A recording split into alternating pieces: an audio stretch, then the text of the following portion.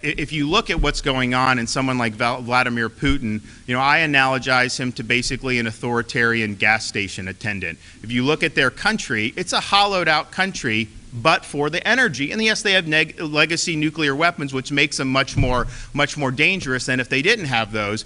And so he's in a situation where his ideology, I think, is try to reassemble some of the lost glory of what they had. Now, the Soviet Union was not a glorious entity. I mean, this was one of the most evil regimes in modern history, and the result was a lot of deaths because of Soviet communism and Chinese communism in the 20th century. But his view is that the dissolution of the Soviet Union was a bad thing, and so he's being fueled because America's not serious about energy independence right now, and Europe is not serious at all. So Europe is funding this guy, so he has the ability now to go in and flex muscle.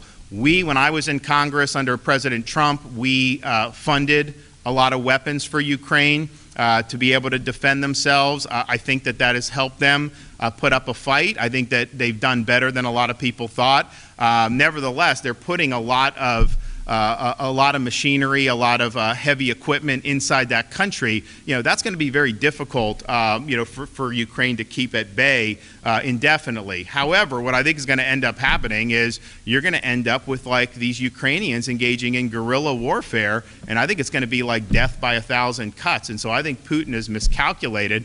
But if you want to hold Putin accountable, the way to do it is hit him where it hurts, hit him with the energy. But in order to do that, America, we would need to reverse the policies that Biden's put in place. We'd have to get Keystone back online. We'd have to do ANWR. We'd have to do production on federal lands.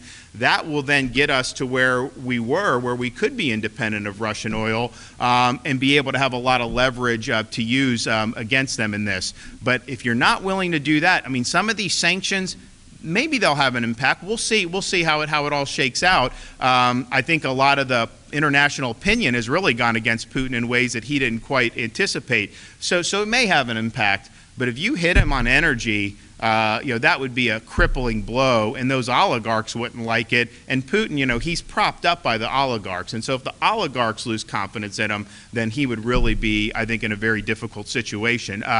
But at the end of the day, this is a guy that is very aggressive, and I believe that the decision to go into Ukraine was one that was probably made last summer as he's watching what was happening in Afghanistan and the failed American, how Biden handled that. I think he sized that up.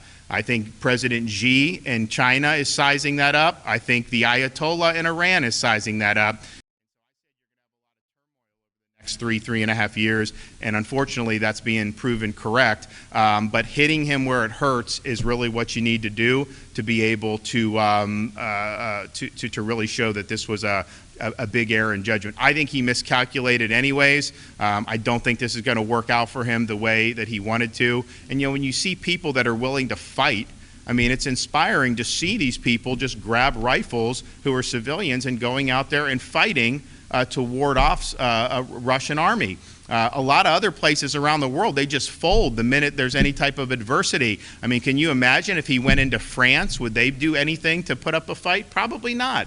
And so those folks, are stepping up. But there's a lot of problems, I think, between now and then. And I think, unfortunately, it's going to end up very, very ugly over the next weeks and months.